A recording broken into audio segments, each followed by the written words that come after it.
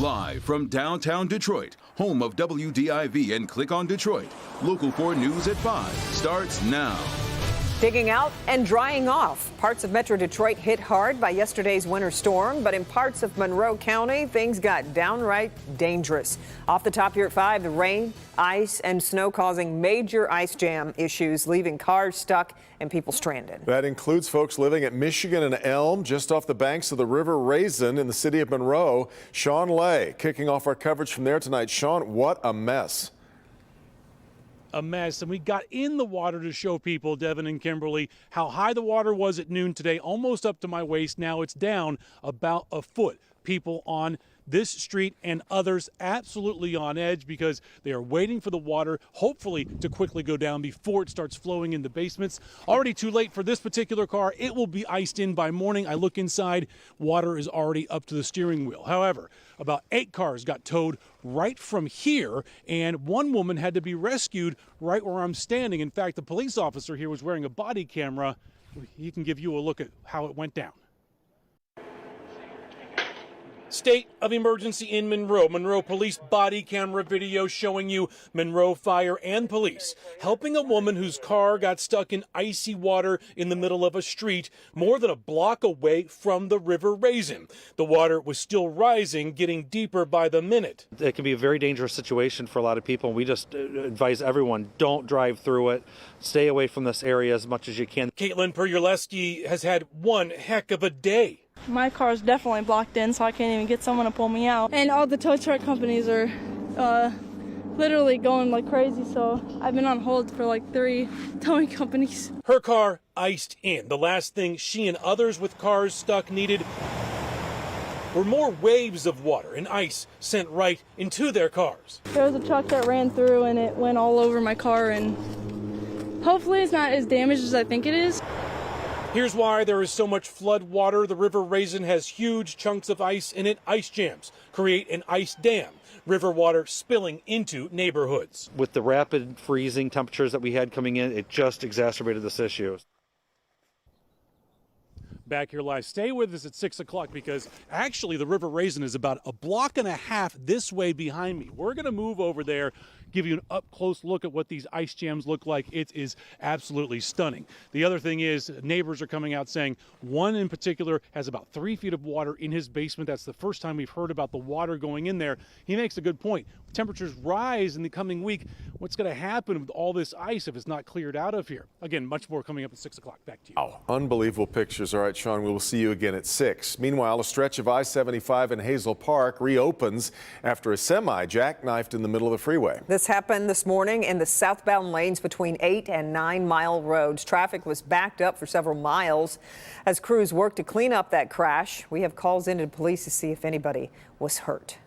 A live look now at the conditions on the roads for the afternoon drive. This is the MDOT camera at I-94 and Telegraph.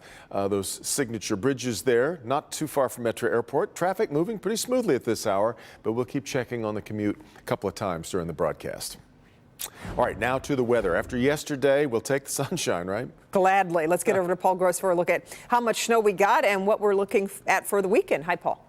Well, hey there. Yeah, 4 to 7 inches was the forecast. That's pretty much what we got. Areas to the south got less. So let's take a look at a few of the more noteworthy snow totals that we had. The highest number we saw was Grosse Pointe with 7 inches of snow. Livonia, you had 6.5 inches, 6 inches in East Point. Manchester, Sioux Drop reported 5.5 inches. Beverly Hills had 5 and Whitmore Lake had 5 inches. So it came, it saw, it went, and the damage has been done. And now we have another concern that we have to watch. We have actually a couple of them. Now, you already saw Sean's report with the River Raisin. That flood warning in effect at least until Monday. That is a big mess down there. And then all of us here in southeast Michigan under a wind advisory until 8 o'clock tomorrow morning. It doesn't actually begin technically till 9 o'clock tonight, but just be aware this is an overnight phenomena. Right now, we had some sunshine today. You can see that there in the sky cam. Now, we've been in the low 20s most of the day, but notice Howell now is up to 25 degrees. Well, that's because the wind ahead of the approaching cold front is bringing in a little milder air. Temps are actually going to be stable or even rise a few degrees during the evening, and the gusts are generally over 20 miles per hour right now. So this evening, those gusts are going to increase, and by late evening, we're talking about 45 to 50 mile per hour gusts with the temps creeping upwards. So coming up in just a few minutes, we're going to talk about those strong wind gusts. I'll show you the wind model. The weekend, temps go down, then up, and next week we're monitoring 2 more storms. Back to you guys in just a few minutes. All right, Paul. Just a short time ago, President Biden updating the nation on the situation in Ukraine as tensions in the region hit a boiling point, along with fears that a Russian invasion is imminent. Take a listen to what the president had to say.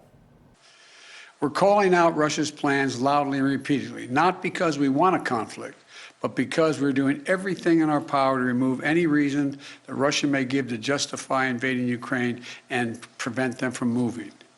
Make no mistake, if Russia pursues its plans, it will be responsible for a catastrophic and needless war of choice.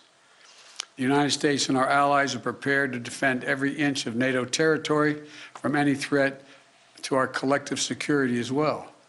We also will not send troops in to fight in Ukraine, but we will continue to support the Ukrainian people. And now to the big headlines also happening today. The White House has accused Russia of being responsible for recent cyber attacks targeting Ukraine's defense ministry and major banks. Secretary of State Anthony Blinken says Russia's actions over these past 24 to 48 hours do point to a pending invasion of Ukraine. Defense Secretary Lloyd Austin met with American troops in Poland today amid news the U.S. is expected to move more forces into Hungary to bolster NATO allied defenses. A plane attempting to land at Detroit City Airport slid off the runway. This happened about 1 p.m. Aerial footage here from Sky 4 shows the moment crews were on scene assisting that pilot.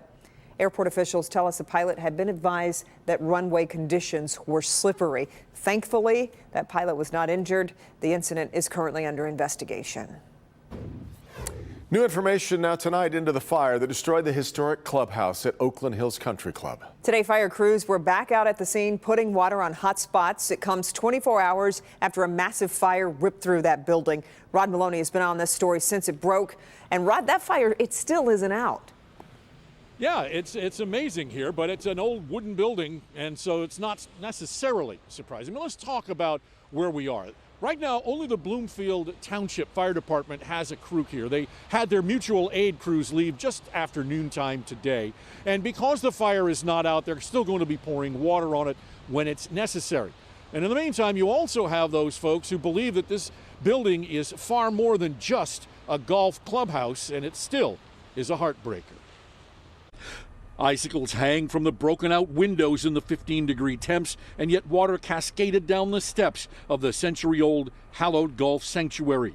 Bloomfield Township Battalion Fire Chief Kevin Cardinale says of the pitched battle to contain the blaze. Stop flowing water for a little bit, and when it flares up in spots, we'll start hitting those spots. They're hard to see. And today, this is the view from Murray D. Weichhol's living room. For us, it's been very, very special my entire life. He's the grandson and namesake of former Michigan Governor Murray D. Van Wagener. That's him to FDR's left back in the 40s. He bought the land in the 50s, Oakland Hills 18th tee, its backyard. Oakland Hills on fire. Now the home's owner, Murray Weichol, Continues across the roof. shot this video of yesterday's indelible conflagration. It was awful. From the age of 5, Murray saw the major PGA and USGA golf events. And was a golf caddy and worked the first tee, cartman, and got an Evans scholarship to Michigan, so it was really special. The loss is heartfelt, yet There's going to be a little pain, and it's going to take a little time, but I think they'll do it the right way with all the integrity that they've always held themselves to, and I look forward to it. Not necessarily the process of watching construction for 2 or 3 or 4 years, but yeah, I look forward to it. And Murray says he believes that once they get a new clubhouse out here, will actually make the place that much more attractive to the PGA and the USGA. And he thinks they'll have more events out here eventually. Back to you. Yeah. And Rod, just in the meantime, what is the club saying tonight about its plans to move forward? Well, they are working on them, but they are not talking about it tonight. In fact, they've scheduled a press conference for Monday. So we'll see exactly where they think they can go with this once they get the full assessment, especially over the weekend. Sure, we'll find out then. Okay, Rod, thank you.